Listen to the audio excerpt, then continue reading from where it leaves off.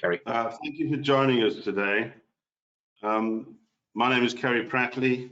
I'm the head of the Residency and Citizenship Services Division for the Sovereign Group, and I'll be the moderator for today's webinar.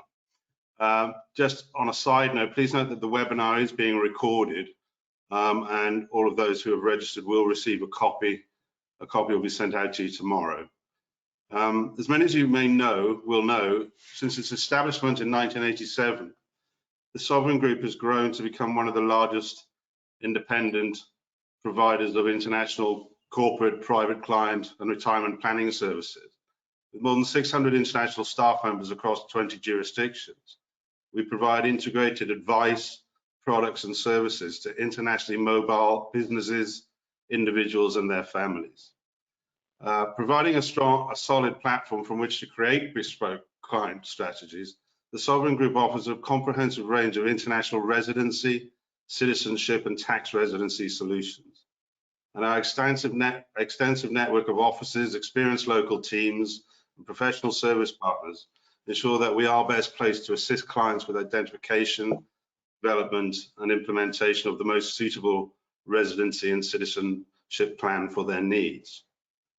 During today's webinar, we're actually going to be focusing on and discussing residency visa options in the UK, the United Kingdom, and how applicants are able to qualify for UK residency by establishing or investing in an active business. Leading today's discussions are two highly experienced practitioners within their field. I must say that there's been we've had a little bit of an issue this morning with trains and the train lines. And so our first speaker we're going to move that to the second. So to begin with, we'll hear from Simon Denton, who, Managing Director of the Sovereign UK Limited in London. Simon has over 30 years experience in international tax planning, trustee, corporate services, fiduciary, and the market entry industry. Simon, for those who don't know, first joined the Sovereign Group in Gibraltar in 1990, soon progressing to the role of Managing Director. And in 1996, he moved to London and established Sovereign's UK offices. In addition to holding the position of chairperson and vice president of several industry associations, Simon is a regular lecturer and speaker at tax planning and financial services conventions around the world. So during today's webinar, Simon will look at the accompanying planning side to establishing residency in the UK. The UK tax applicable to non-domiciled UK residents, the use of overseas trusts for asset protection, succession and UK trust tax planning. Also, he'll touch on establishing UK companies, bank accounts, mortgage finance, insurance policies, sourcing property, and even selecting schools and universities for family members. We'll also, as I mentioned, hear from John Errington, who is the Managing Director and founder of the London-based Errington Immigration Services. After a career in the British Army and studying for his MBA, John joined a top 10 accountancy firm for whom he built and led an immigration division, providing services in more than 40 countries. His experience and international connections subsequently helped John develop Errington Immigration Services into the leading Home Office regulated firm it is today. It's worth noting, on a side note, it's worth noting that only Home Office regulated entities are permitted to provide residency advice in the UK. And this is why we work with Errington Immigration Services. Before we begin, I'd just like to say that during the webinar, please feel free to ask any questions. You're able to do this by using the questions tab on the right-hand side of the screen. We'll aim to answer any, quick questions during the discussions, and anything longer, we'll be holding a questions and answer session towards the end. So without further ado, I'd like to introduce and hand over firstly to Simon Denton of Sovereign Services London. Good morning, everybody. Thank you, Kerry. And despite John being a member of the Royal Tank Regiment in his former career, it's a shame he's not driving the tube this morning, which is why he is delayed. No fault of his. I think there was a a dreadful incident, and he'll be following on, following my delivery. So you've got me to open, and as you say, the best is set for last, and that's John delivering on immigration programs, the friendly immigration programs, the open immigration programs, with his colleague Poonam. That will come in about 20 minutes time. So the title of today's talk and webinar, qualifying for UK residency, applicable obviously to non-British persons, which I tend to focus their profile as being non-domiciled persons, as opposed to just calling them foreign persons. It's a bit impolite.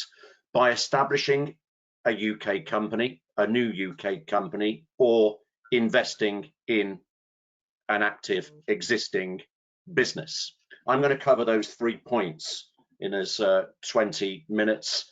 Continue to ask questions, ladies and gentlemen.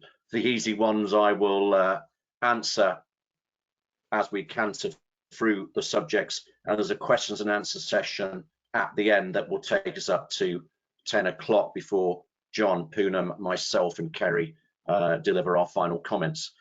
Starting with the UK tax landscape applicable to non-British persons, that's a non-domiciled person, maybe non-resident at the moment, but contemplating becoming UK resident, but they will still enjoy the status of being non-domiciled but UK resident, a major tax positive difference that I'll explain in a short while.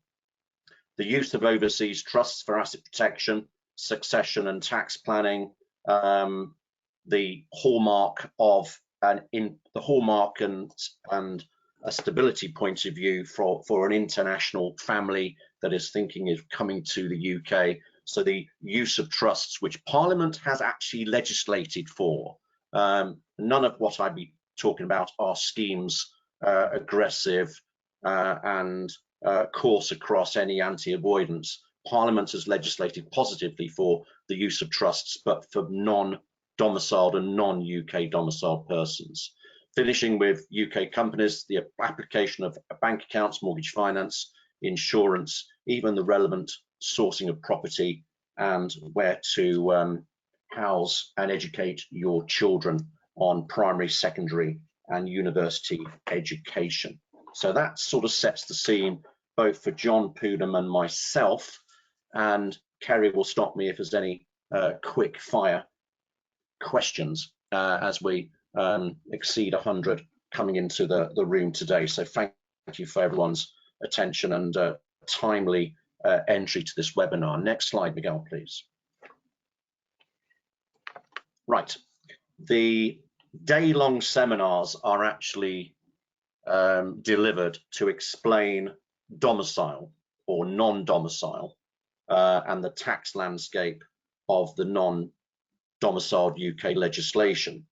But this, I'm going to cover this in a few minutes. So just this reference slide will fit well when you receive this from Kerry a little later. The title and applicability, the UK landscape for non-UK domiciled individuals, it applies to people that are not born in Britain, not from Britain, have not lived in Britain for 15 or more years, and really we're looking at a time frame between a person or family that hasn't yet arrived into the UK, and if they have arrived, they haven't stayed in the UK for any more than 15 years. So what has to make sure, or what I have to label very carefully, is there is major tax advantages for non-British people that are classified obviously as non-domiciled persons that decide to relocate to live in the UK, whether they've arrived already but have not been here for 15 years or thinking of coming to the UK. There is major taxation benefits compared with a person like John Errington and myself, who were born in the UK, have spent most of their lives in the UK and are without doubt UK domiciled. So we are taxed on our worldwide income, worldwide gains, and unfortunately when we pass away and suffer an untimely demise, all of our estate, all of our assets worldwide is subject to inheritance tax. That is not, and these badges of taxation are not applicable and not relevant to persons that are non-UK domiciled. So explaining the concept of domicile, you can only have one domicile. Usually it's a domicile of origin where you were born. Although if you live in the UK for 15 or more years, and there's a lot of individuals, clients that are coming up to that period or have exceeded 15 years, then you become deemed domiciled and you're assessed of you are assessed of having changed your domicile from your origin to a UK domicile of origin. You can only have one domicile, but you can be resident in lots of countries and be dual resident, triple resident, so care has to be taken there. For the French, please don't confuse the code and law of domicile with domicile in the English sense. I'm not going to dwell on that too much. Domicile explained, without taking a day to explain it, is the country of birth, domicile of origin, the country of a person's permanent home, especially for UK domiciled after 15 years if you're not British. The country of where your parents were born, where you lived with your parents for the first 18 years, especially if they moved around as expatriates. The nation in which they or the person have sustained substantial and economic ties, political, social, economic. The main country of education and their children's education. So you look at parents and oneself. The country in which they intend to reside in the future indefinitely. So if you're leaving your country of origin, don't say you're going to abandon it forever, because you probably don't know that, and that's probably not a very good tax plan remark to make. And where you are going to effectively retire, and dare I say, it's not a very polite term, where you may die in the future, can determine domicile. But for those that are not British on today's call and haven't lived in the UK 15 years or have not yet entered the UK, you will have the benefit of being non-domiciled of the UK.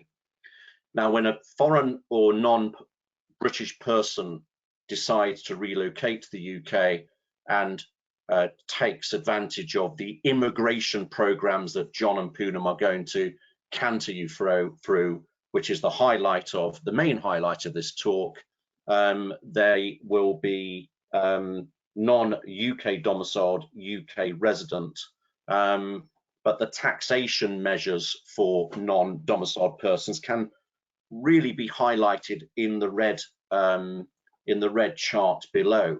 And I would say that the UK is not an offshore centre for non-UK domiciled persons, but is the next best thing. So a person that comes to the UK, he, she, with their family, that is living in the UK or comes to the UK for the first 7 years, their overseas income, overseas gains, so dividend income, rental income, gains from the sale of shares, gains from the sale of property, overseas property, which is not remitted to the UK, will not be subject to UK taxation. Even overseas companies that are not managed from the UK will not be exposed to UK corporation tax or UK income tax on the basis they're not controlled and managed here. So overseas income, overseas gains, not remitted to the UK, will not be subject to UK tax control on the basis that when the applicant or the non-dom or non-UK dom files their tax return, UK tax return for the first 7 years, they tick the box and claim the remittance basis on their UK tax return. Accountants and Sovereign will advise on that on a case-by-case basis. I would go on to say that it's important for certain families for an overseas trust to be established by them for reasons that I'll go on to talk about later, especially income and capital gains tax planning, inheritance, relieving themselves from inheritance tax, and a whole host of other benefits. When you get to 6 to 7 years, you've got a crossroads if you're still in the UK. So if you want to continue residing in the UK after 7 years, you've got a decision and a crossroads to make at 6 to 7 years. Yes, you can leave the UK if that's what you really want to do, naturally for business and other reasons. Perhaps you can leave the UK and become non-resident, and your the status falls away and you go and live somewhere else.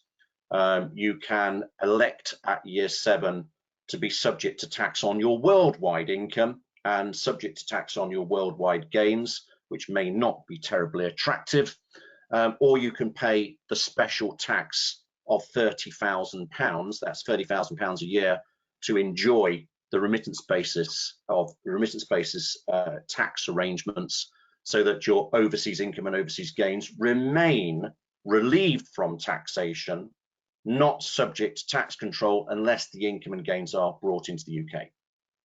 If you get to close to 13 years and still want to enjoy the same benefits of having your overseas income and overseas gains not being exposed to UK taxation at the high rates that are unfortunately levied against UK DOMs and UK residents, then your special tax from £30,000 a year moves to £60,000. But after 15 years of living in the UK, 15 years out of 20, and if you're still in the UK at coming close to 15 years, you've got another set of crossroads. Either you leave and become non-resident, you stay, but after 15 years, your global income, global gains, including your non-UK income, non-UK gains, will be made subject to UK taxation. There's no relief or plan or government or law in the UK to exclude the overseas gains and overseas income from being subject to UK taxation, with exception to establishing a trust before year 15 and even before you come to the UK, which would be even better planning, because income gains and assets owned by a trust for a non-UK person will enjoy those compelling tax advantages and major benefits that I've just revealed. Right, next slide, please. Simon. Yes. There's a few quick questions actually.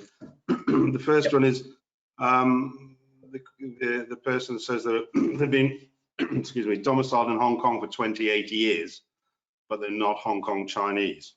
And they've asked if there are any special regulations for permanent residency holders who relocate to the UK. Okay, it'll be interesting. I mean, I might have to take that question offline, so the person asking that question could email me the question. I'll be happy to answer. Of course, I've got another question for that person. Where was that person born? Was he born in the UK and had a domicile of origin? Possibly in the 28 years he acquired a domicile of Hong Kong choice, losing his UK domicile of origin. But if he or she wants to move back to the UK, then their Hong Kong domicile of choice is quickly lost. If they are living in Hong Kong for 28 years and did not have a UK domicile of origin, so they might be domiciled elsewhere, and they still want to move to the UK after 28 years of being resident of Hong Kong, they probably will still be classified as non-UK domiciled. It depends on their domicile of origin and their specific circumstances. So if the lady or gentleman wants to contact me on that, I'll be happy to give a definitive answer, but I will have to ask a couple of questions. Okay, and just there's another 3 questions which all refer to, and we, as you know, we'll have copies of the questions at the end, and we'll answer them direct, but all of them refer to whether or not if you leave the UK you can reset the clock, so to speak. Yeah, so if you've become deemed domiciled because you've lived in the UK for 15 years or more out of 20, and you want to move to another country, I move to another country, it takes 5 full complete tax years, fiscal years. So a safety valve would be 6 years. So you move out of the UK for 6 years, and after 6 years, or especially after five full and complete UK fiscal years, your non-dom clock reverts if you decide to come back in year 6 or 7 to the UK. So you can reset the deemed domiciled clock and start again at 0. Okay. After 5 years. Okay. Case by case. Yeah, case by case, ladies and gentlemen. And then just one more, because they keep coming in. Domiciled in the would someone be domiciled in the UK if they have a UK passport but have never lived there? No, not at all. No, passports can be acquired. I mean, John has just joined, so welcome, John. So we've got our immigration team in full force now. Excellent effort to almost drive the train into your office. But just because you might have UK citizenship because of ancestral rights, because you might have lived here many years ago for 5 or more years and acquired passport, unlike the US, citizenship doesn't determine necessarily your taxation status governing domicile, case by case though. Okay, thanks. Okay. May I continue, because thank you for the questions, keep them coming, but we've got to try and crush in quite a bit in this hour. UK personal income tax, ladies and gentlemen, pretty scary. Now, this is for non-domiciled persons or non-UK domiciled persons. This is relevant to UK sourced income, UK earned income, or overseas income that you decide to remit to the UK, which in my view would be a little mistake. Because really, if you remit overseas capital, clean capital, that is not enjoying any income or gains mixed in it, segregate your savings, segregate your capital savings, tax paid wealth being the wealth and accumulations that you have enjoyed prior to becoming UK resident. Use that capital to bring into the UK without consequence to taxation. And then once that's exhausted, you use your capital gains, and then you use your overseas income.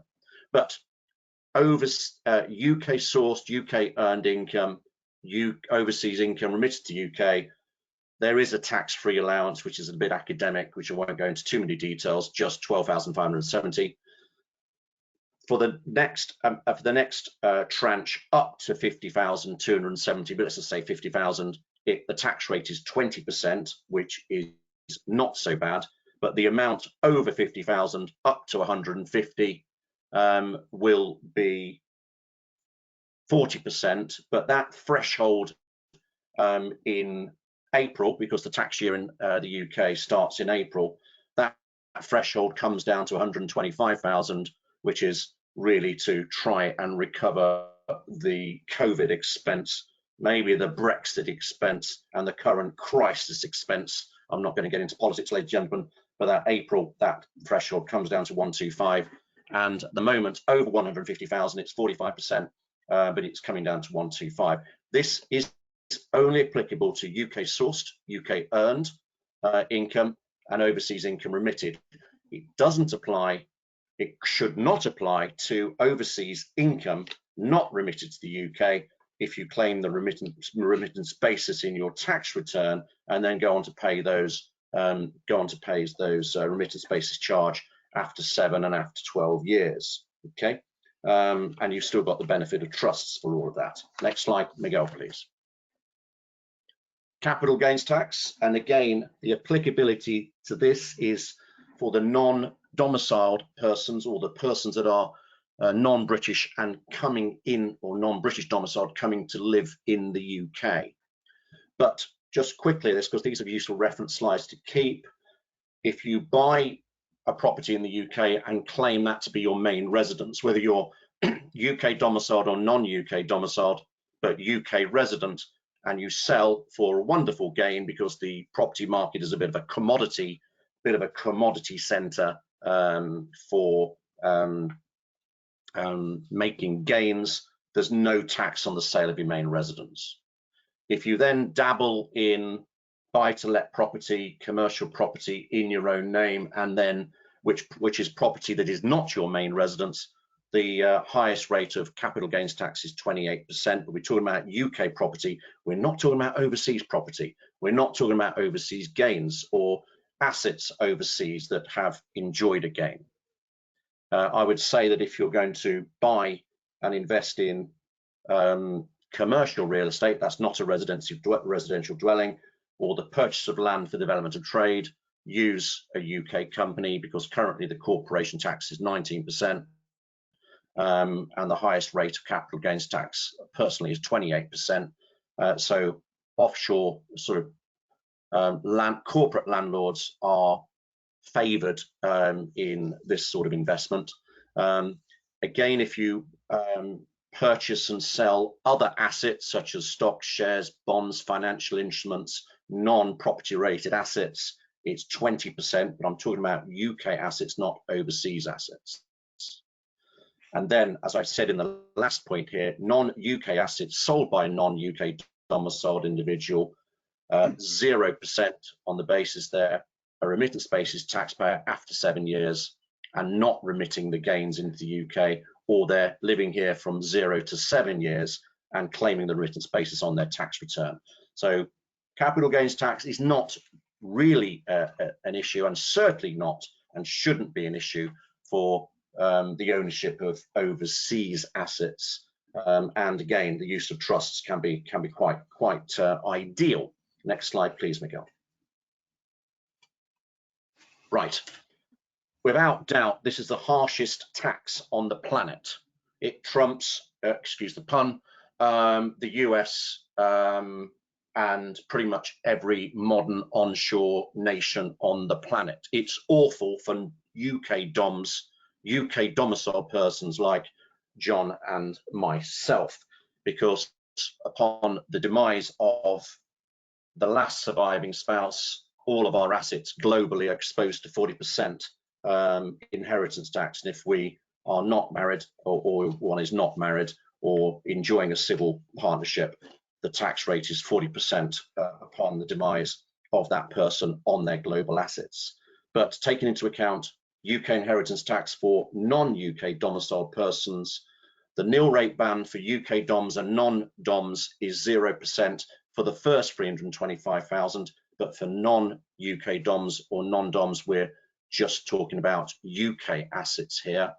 If you own assets in the UK in your personal name, property, commercial property, stocks and shares, perhaps UK stocks and shares, not overseas stocks and shares, and you are not married or in a civil partnership, the tax rate is 40%, but only applicable to UK assets. And if you are married or in a civil partnership, it's that 40% applies on the death of the last surviving spouse. Again, up to 15 years, overseas assets of value, conditional to being non-UK domiciled and taking the requisite advice, the overseas assets shouldn't be exposed to UK inheritance tax. But for overseas assets, movable or immovable, that are not needed to be consumed on a daily basis, settle them into a trust, ladies and gentlemen. Then the trust is superior to even assets owned by one's own name. Major benefits are to be claimed and enjoyed for the correct use of trust. Next slide, please. The corporate landscape, the UK corporate landscape, majorly friendly compared, if I'm a little biased, to our continental European neighbours and former partners of the EU. It's friendly, it's flexible, it's it's friendly, flexible, and not onerous to directors and shareholders and investors in UK companies. Now, this is particularly important because John and Poonam are going to talk about the application of UK companies for an immigration routing to enjoy fast-track immigration status. But just quickly, the financial year for the UK starts on April 6, runs to the 5th of April. So often the financial year for a company is the 31st of March. The corporation tax rate is 19%. To employ people, to employ people, that's employ people in the UK, UK resident salaried individuals, the employer contribution is 13.8, not 38%, or in the 30s, which applies to even our neighbours south of Dover. The VAT rate, 20%, which is not going up or down at the moment, but the UK has signed the most tax treaties with the rest of the world compared with any other country. So clearly we've been undertaking business with the rest of the world more so than perhaps any other country. We've got tax treaties with 135 nations, and even the tax treaties with the EU members still remain. Dividends paid out of a underlying foreign subsidiary to a UK company, 0% arriving in a UK company. The sale of a subsidiary, foreign subsidiary forming part of a trading company group, 0%, which is competes with the Luxembourg, the Holland, the Switzerland, possibly less expensive. And dividends paid from a UK company outbound to its overseas shareholders, even a BVI or offshore company, 0% withholding tax, which is not the case in, for example, in the Republic of Ireland and other countries which impose dividend withholding tax. Right, let's get to the next slide, please. And I just want to reference this slide because I mentioned trusts rather a lot in this talk. The application of offshore trusts is only relevant to non-domiciled persons or non-domiciled, non-British persons that have just arrived and have lived in the UK. And if those have lived, and if you are non-UK domiciled and still resident, they can apply if you've lived in the UK for less than 15 years. It is not applicable to UK DOMs or deemed DOMs. The purpose of this is to own non-UK assets, overseas cash, overseas investments, overseas property, overseas companies.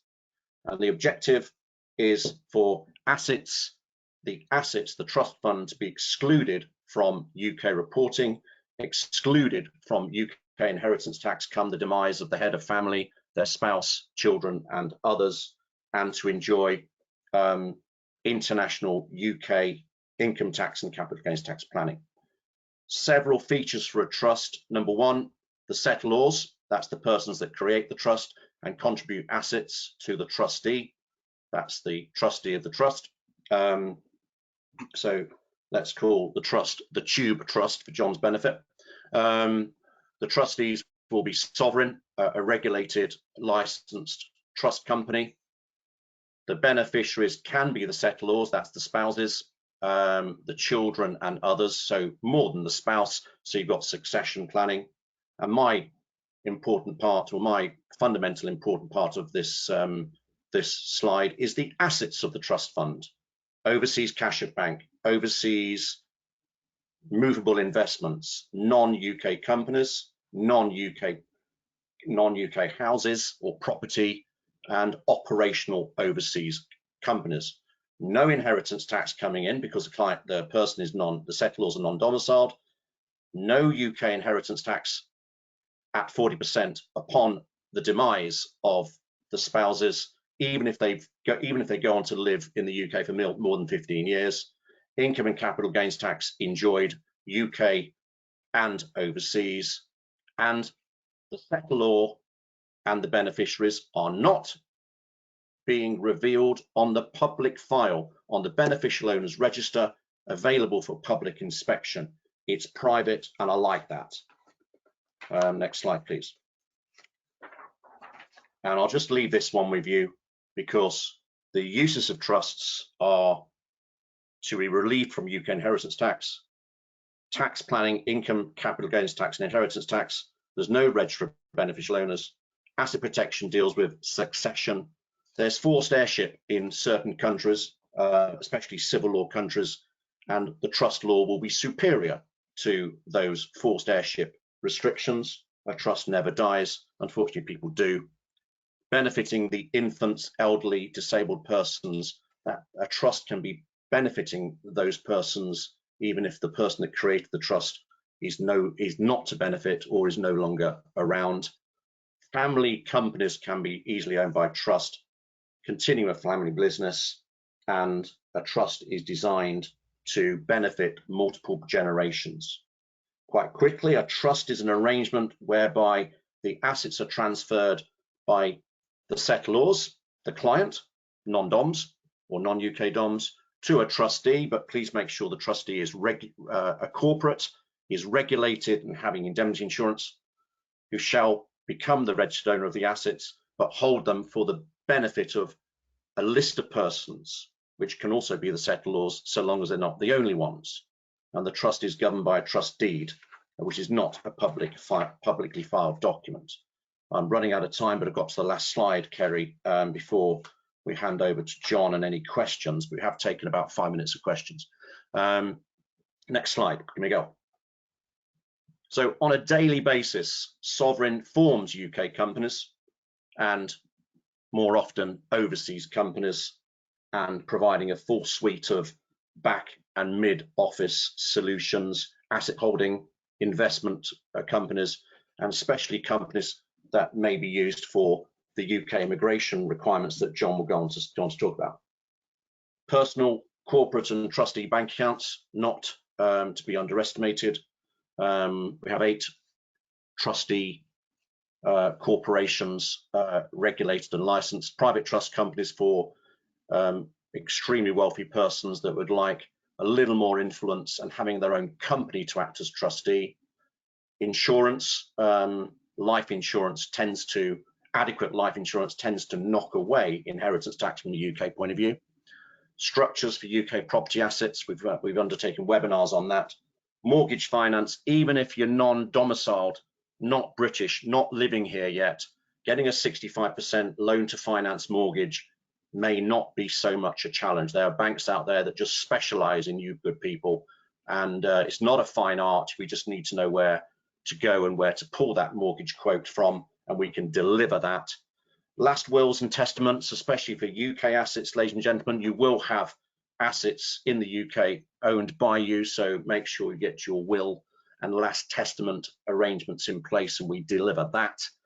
Sourcing property, representing the purchaser, not the aggressive estate agents that represent the vendor. We are rather acquainted with that industry. And sourcing schools, colleges and universities. It's difficult enough for domiciled persons that have lived here for most of their lives, finding out what schools to go to. Sometimes we try to think that John and Janet are even better than they perhaps they are, and push them into schools and universities that may not be so relevant.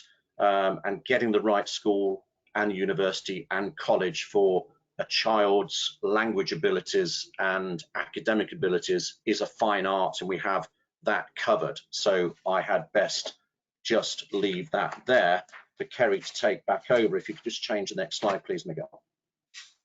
Yeah, Simon, just a couple of more questions with regards non-DOMs and the trust shelter for IHT after 14 years.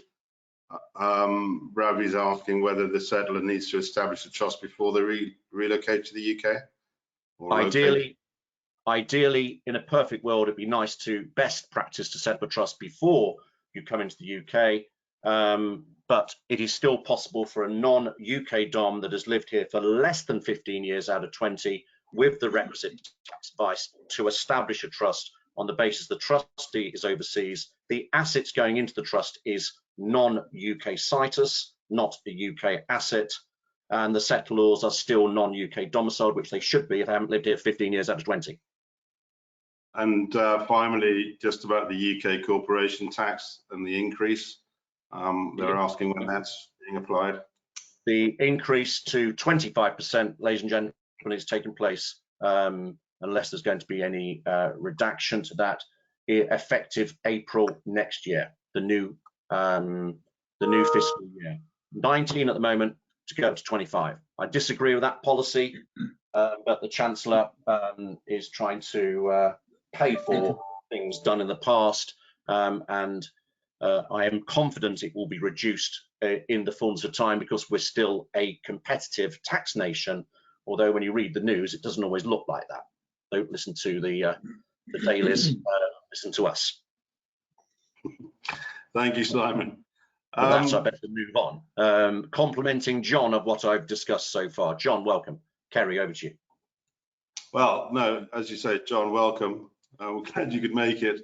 You've had a difficult morning already, but yes, during my introduction, I did introduce you, so I'll hand over to you to discuss, you know, the residency visas and how establishing or investing in a UK company can enable investors to establish residency in the UK. Well, thank you, and thank you to everybody at Sovereign for setting this up. It's delighted to be able to talk and answer any questions about qualifying for UK residency. Miguel, onto the first slide, please. This is a generic presentation, and we have to recommend that everybody takes individual specific advice on their immigration planning. It is the sort of thing, we're very heavily regulated by the Home Office, excuse me, because this is the sort of thing that if it goes wrong, it can go, excuse me, it can go catastrophically wrong. So do please make sure you take proper formal advice. The immigration landscape in the UK is well laid out. I have to say, we do international immigration, and in general terms, it is mostly more clear than many other of the popular destinations around the world. But there have been a few changes over the last few years. As the UK left the European Union, Brexit has changed the landscape. People can still apply under the EU withdrawal scheme, but it closed quite a while ago, and you have to have a very good excuse for not having submitted an application in time. Technically, it is possible, but it's very difficult now. COVID, of course, has had an impact. Not so much on the travel arrangements these days, but it's delaying a lot of applications still. The Home Office is under-resourced, and we see that impact. And of course, since February last year, the invasion of Ukraine has changed things. There is no explicit policy that makes Russian applicants less welcome. But the Home Office did close the Tier 1 investor visa category, which was very popular. This was a category that allowed people with £2 million to invest into the UK economy, the ability to come here on the basis of the £2 million investment. That was closed immediately following the invasion of Ukraine. And the other impact, of course, that there are some visa categories that have opened up for Ukrainians, but there's still quite a delay in processing because the invasion did prompt an absolute flood of applications, and the Home Office diverted resources. So the Home Office is a little bit slow, and everybody has to expect that their visa applications may take longer to be processed these days. The objective is to talk about settling permanently in the UK and securing a route to British citizenship. A settlement in the UK, technically known as indefinite leave to remain, allows people to become free of visa control. It means they can live in the UK for the rest of their lives. They're completely free to live, work, marry, study, invest, and so on. Equally, they're free to do nothing. People can be totally lazy and don't have to be active in the UK once they've settled and secured their ILR. It can only be lost in two ways. Firstly, by being convicted of major crimes in the high courts, and it's very rare that anybody is ever convicted, and this results in losing their ILR. Otherwise, if somebody has ILR but they leave the UK for 2 years or more, that can cause them for their ILR to drop away effectively. They can apply to return as residents, but it's a difficult application. And for anybody who secured their ILR, the settlement through the EU scheme, they can actually leave the UK for up to 5 years. Settlement in the UK doesn't in itself have any tax impact. So unlike, for example, America, settlement is rather like getting a green card in the United States. In the United States, when you get a green card, that does have a direct impact on your taxation and your status. That's not the case in the UK. Settlement is a prerequisite for an application for British citizenship.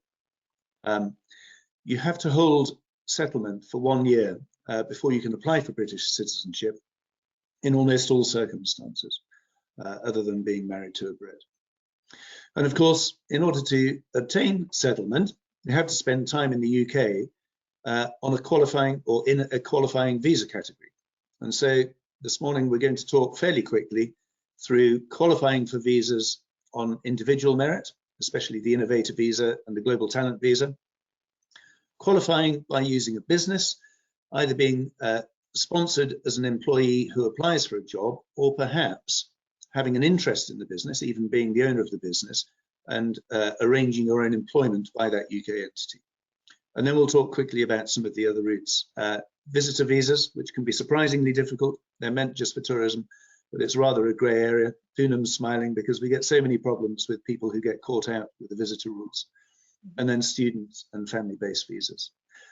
Next slide, please, Miguel.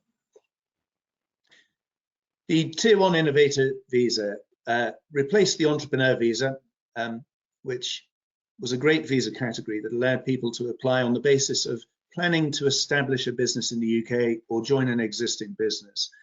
But the entrepreneur visa was closed as a category a few years ago, mostly because, although the Home Office won't admit this, applicants had to submit their business plan to an immigration officer who assessed their business plan. And immigration officers live in the world of the civil service checking immigration forms rather than the hard reality of running a business. So the innovator visa was introduced, and the main change from the old entrepreneur visa is that an endorsement is required. So the business plan must be submitted to one of the government appointed endorsing bodies, and the endorsing body will take the applicant through a process to check their credentials, to check their genuine ability to develop a business in the UK, and assess their business plan. And it's quite a difficult subjective process, and I have to say it's expensive. The endorsing bodies do charge quite a lot of money for this.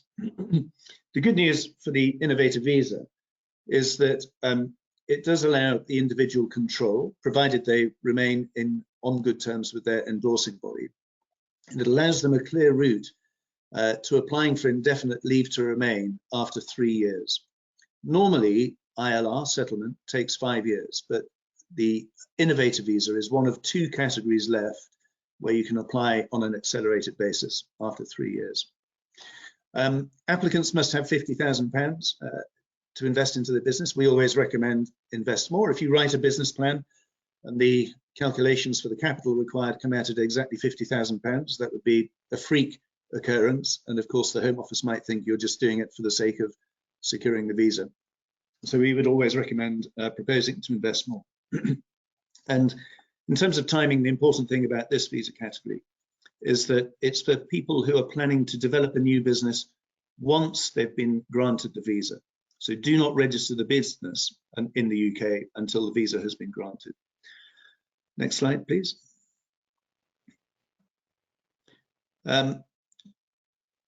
The innovator visa, there are some fairly significant requirements, most of which would be covered in the business plan, and the endorsing body won't allow an endorsement to be issued unless the individual has a chance of meeting the requirements. As I say, the category gives indefinite leave to remain after 3 years, and having registered the business, and the individual should be either a company director or self-employed, clearly within 6 months of arriving in the UK. There are then some criteria to meet if the individual wants to apply for ILR after 3 years. As you can see from the list there are 7 opportunities. Must meet 2 of them. The easiest one, of course, is invest the 50,000 minimum into the business. And then we find that most applicants find they can meet the other of the 2 required criteria by arranging employment. And as you can see, 10 full-time roles at the national minimum wage, which is roughly a £15,000 per annum basic salary, or 5 full-time roles for settled workers at a higher salary of about 25,000. It's usually at this point that people will think that, well, for less than 200,000 of budgeted employment costs, as well as the investment of at least £50,000 of working capital, they can see a clear route to securing their indefinite leave to remain. Just to say again, that there was a bullet point on the previous slide.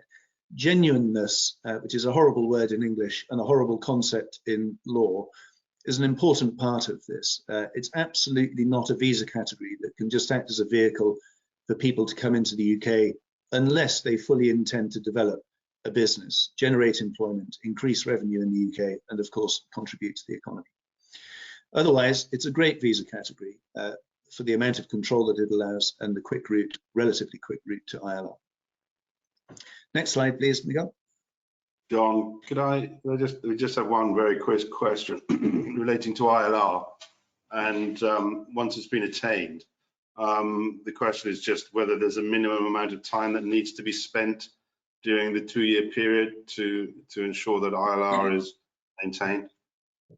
Yes, there is. There are two, when we advise clients and we're planning their route either to settlement or citizenship, there are two parallel tracks where they have to think about the amount of time they spend in the UK or indeed out of the UK. Simon might have mentioned the tax people are generally more concerned how many nights you spend in the UK. Awkwardly, the immigration officer wants to know how many full days you spend out of the UK. So during the qualifying period for ILR, 3 years in the case of innovator visa and global talent visa, 5 years for most other routes, the maximum absences in any rolling 12-month period is 180 days. So if you're on the 3-year route, for those 3 years, if at any point you have spent more than 180 days in the last 12 months, your ILR clock has to be reset. And with these visa categories, if you don't qualify for ILR because you spend too much time out of the country, you can still apply to extend as long as you're meeting the other criteria. I mentioned there are two parallel tracks. The continuous residence requirement for citizenship is more harsh. It's over a 5-year period, you have to spend no more than 450 days outside the UK and no more than 90 days in the last 12 months.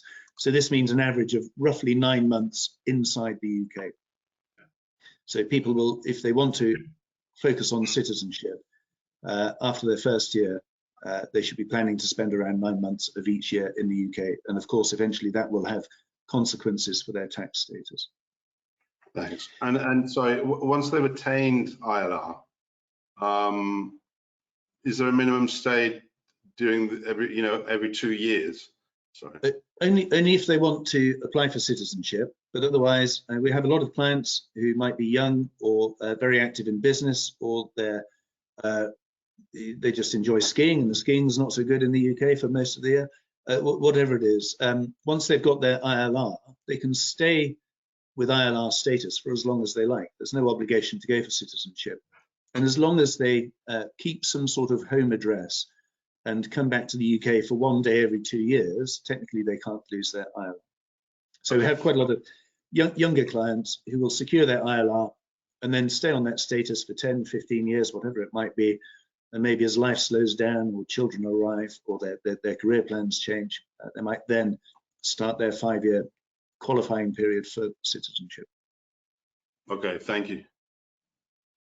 I mean, moving on to the global talent visa, this category has evolved quite a bit over the last few years. And I have to say, it would be my favorite to recommend to a client if they qualify.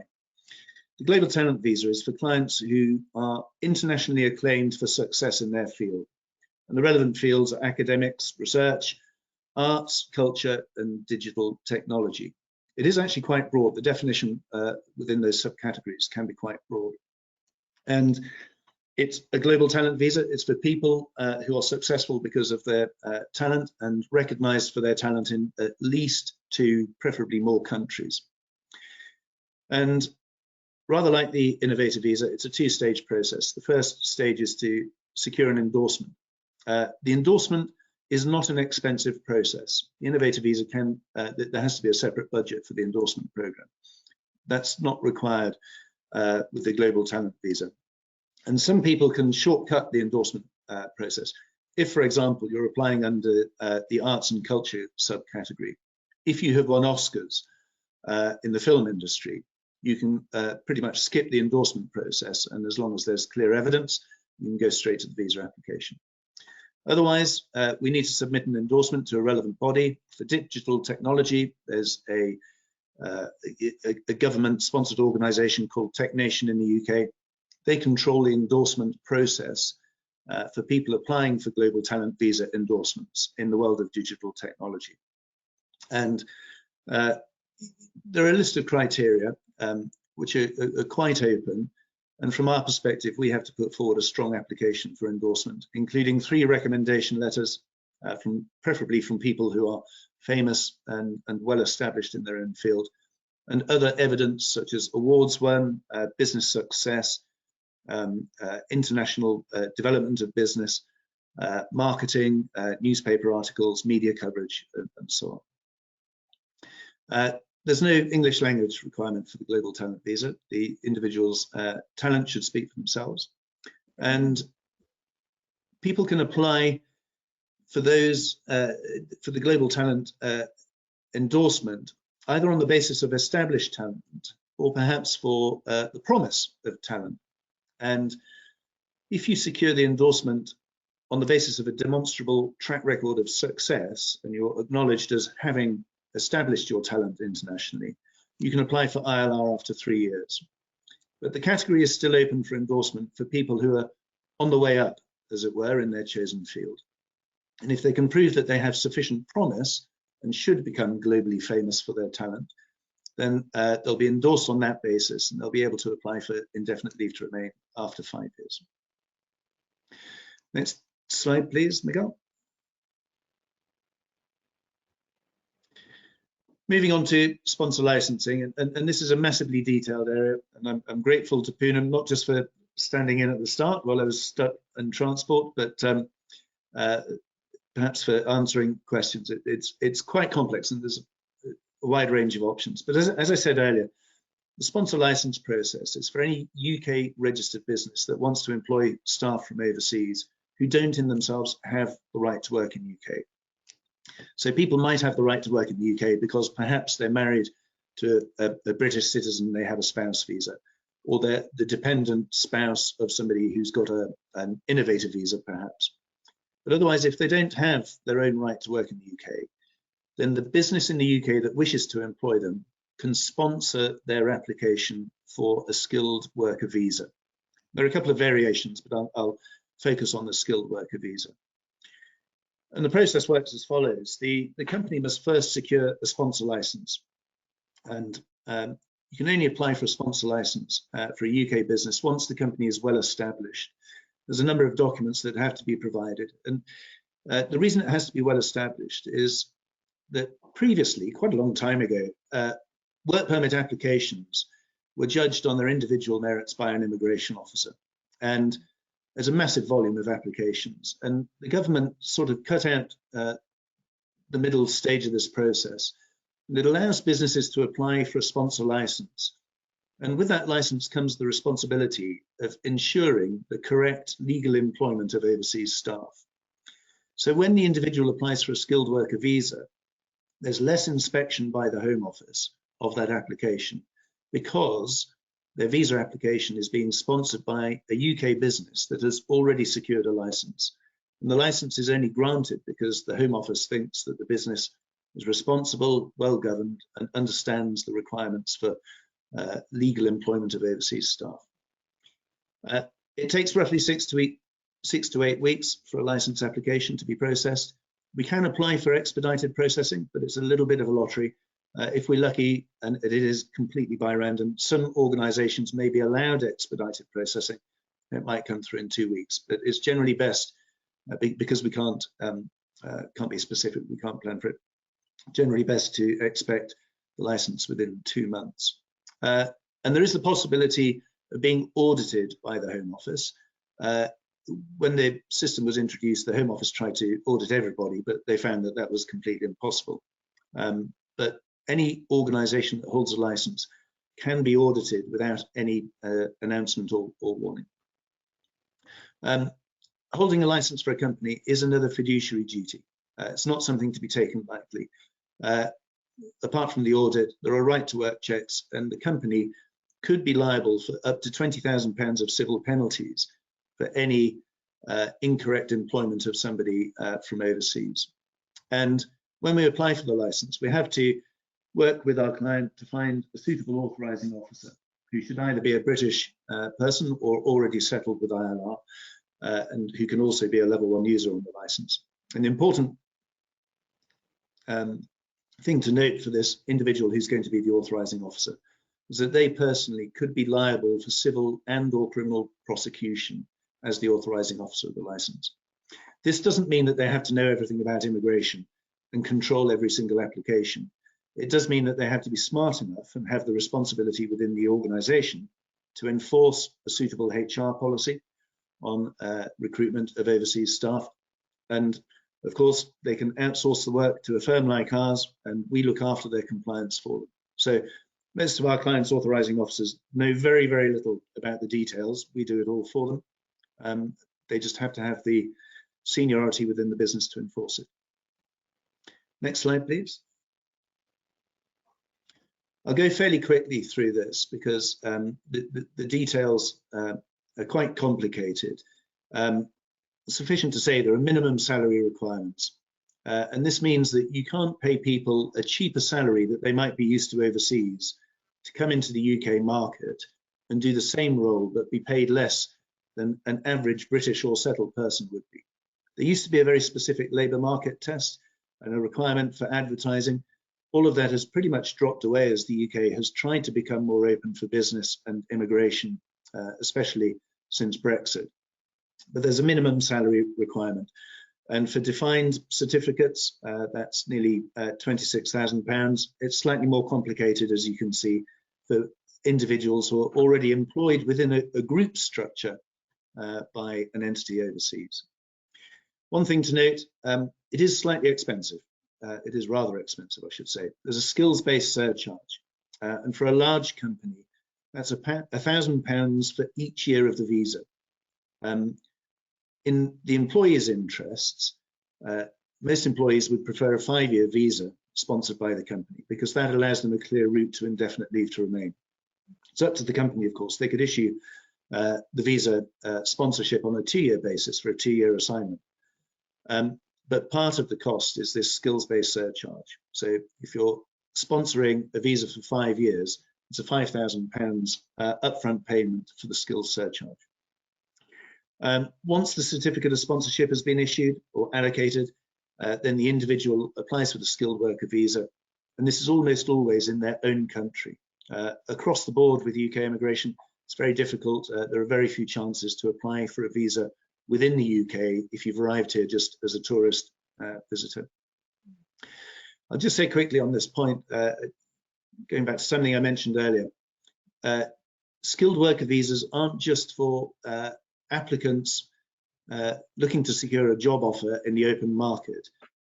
It's a very good route for a lot of our clients, particularly since the investor visa closed, to establish a company in the UK remotely, and Sovereign can and do help with this.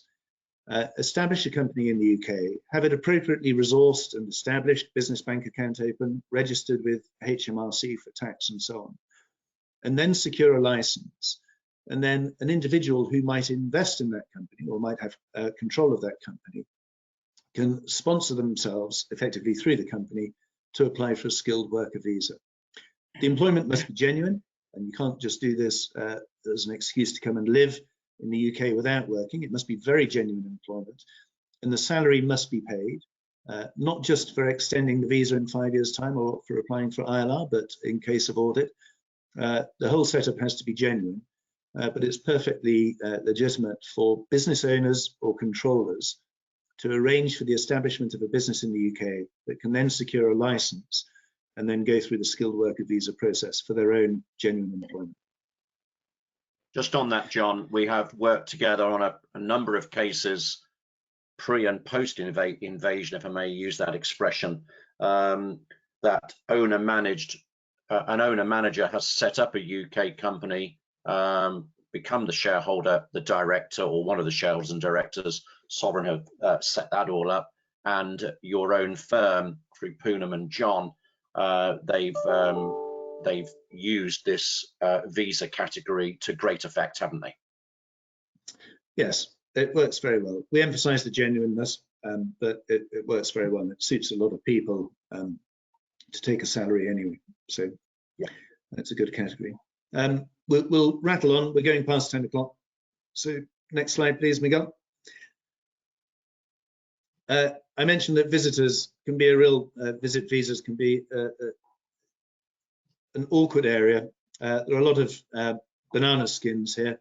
If you're turning up at Heathrow or whichever airport and you have visit visa status, do not mention work or marriage or living. Most people are aware that there is an absolute certainty that if you spend more than 180 days in the UK in any 12-month period as a visitor, then the immigration officer is guided by the policy to assume that you're living here. But equally, if you come with a frequency in your travel pattern, or if they just think you're living here because they find that you're the owner of a house or director of a business, they can, when you arrive at the border officer, who is not an immigration officer, slightly different thing, they can find that you're living or intending to work here, and they can refuse you entry subjectively. There's nothing that we or anyone else can do about it. Do please be careful with visit visa status. And you must have a return ticket, be able to support yourself financially in the UK, and be able to talk about the imperative of returning and leaving the UK, returning to wherever you've come from. Don't talk about the long term when you come as a visitor to Heathrow. A quick word on students. We've had 2 this week already, families who've got young children registered and studying in school who are on visit visa status, which is not acceptable, and it's bad of the school to do so. I mentioned licensing earlier and authorizing officers.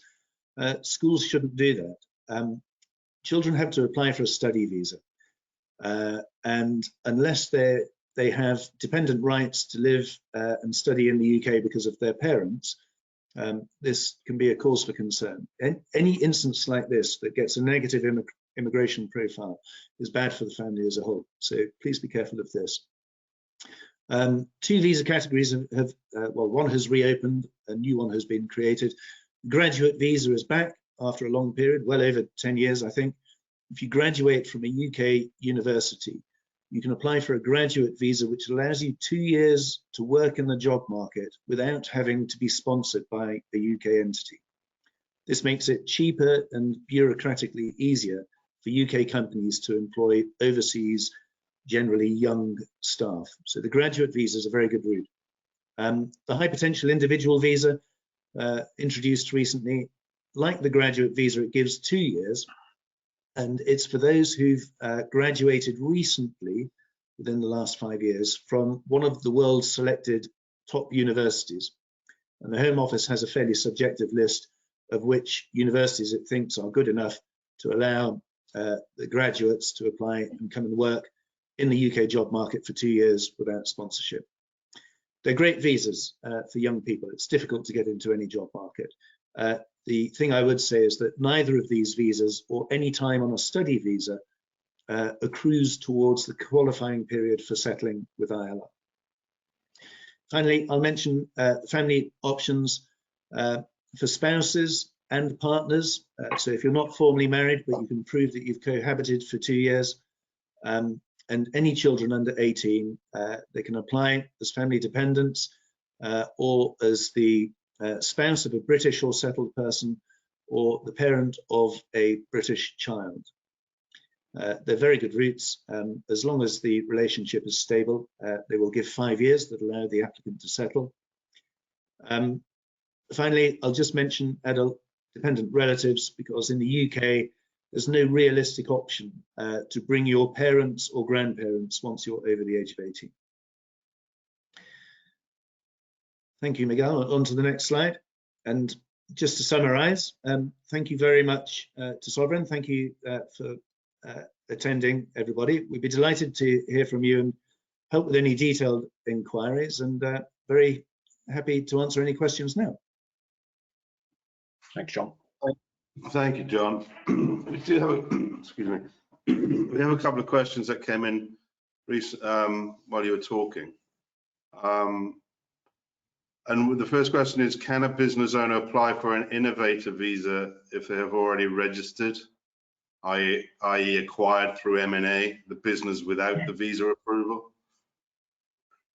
Not really. There's some very, very limited circumstances. And the broad rule when planning is the business that they're going to use as the vehicle for their route to ILR should not be established in the UK before the application is submitted.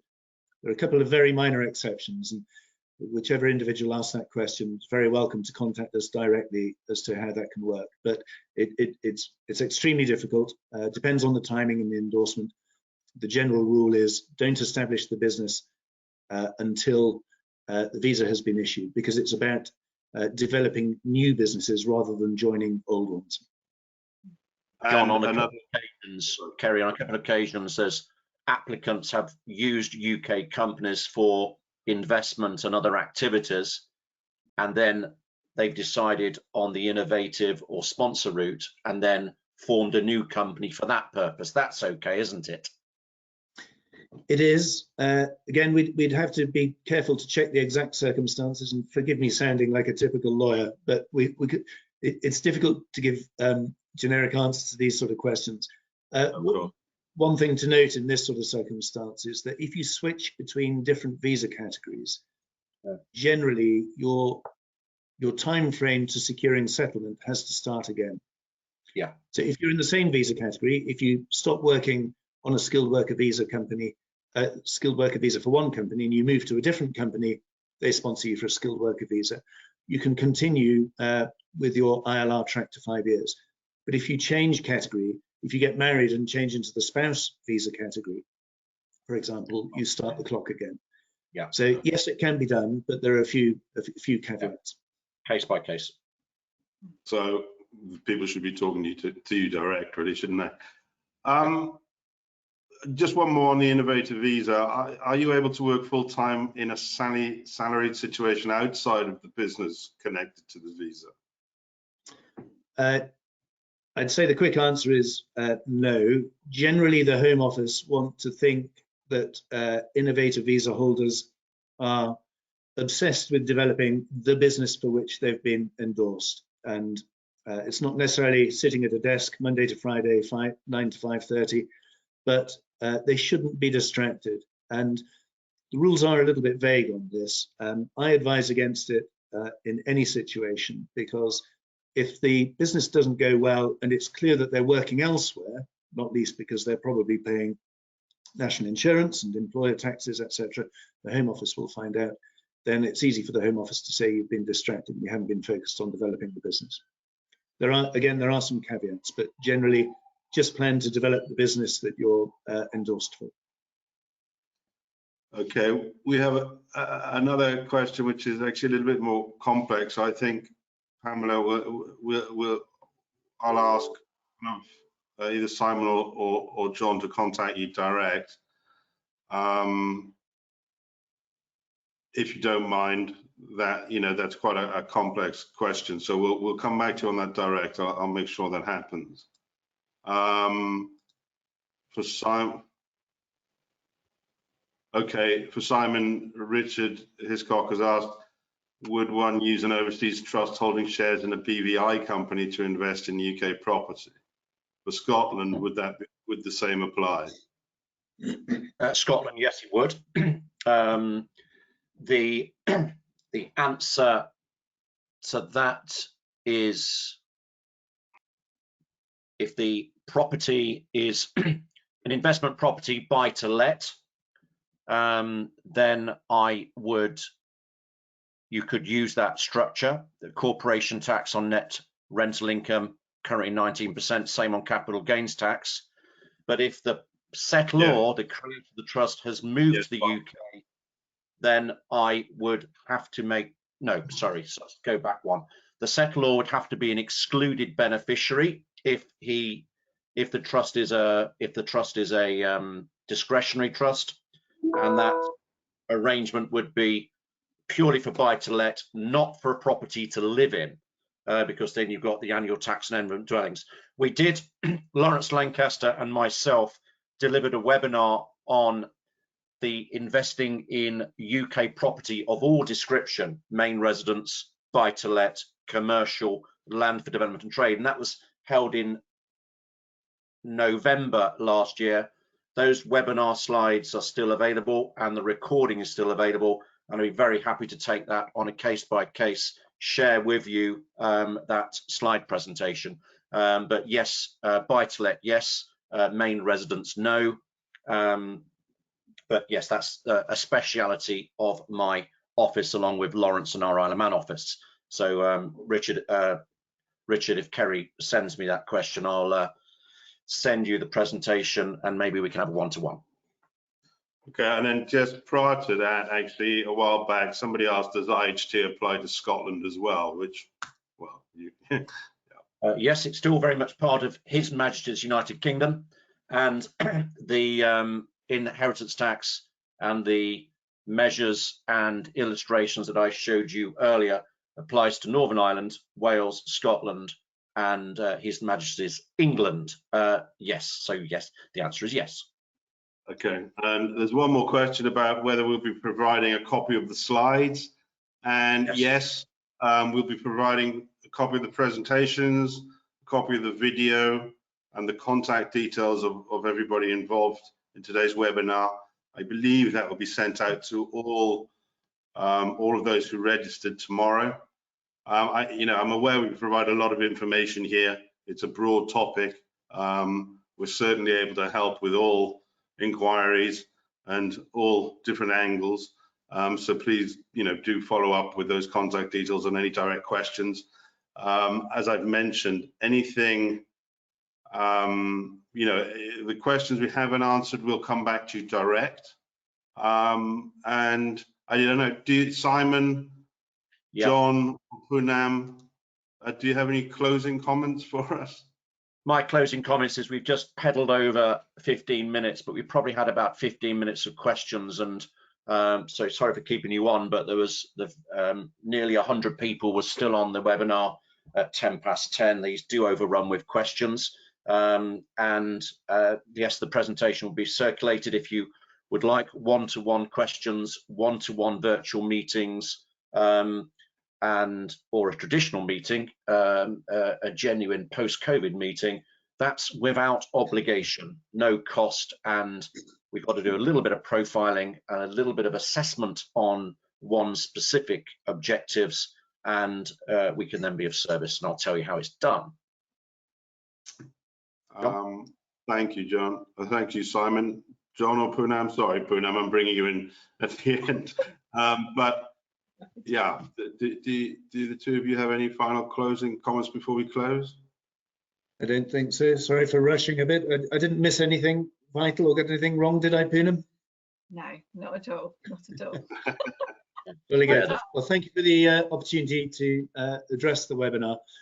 We'd love to hear from people with specific questions, because, as I said, I'm sorry that we have to be typical lawyers and be non-committal about some generic details, but we'd love to hear from anyone who has an inquiry. Yeah, thank you, John, Simon, and Poonam, and obviously to all of the attendees. As you said, further details will be sent out tomorrow, so please be in contact with anybody with any further questions. Everybody's here to help, and we can take it from there. Thanks very much. Thank you, everybody. Have a good day. Thank you. Cheers. Bye-bye now. Thank you, Kerry. Thank you, John, Poonam. Thank you. Thank you. Bye-bye.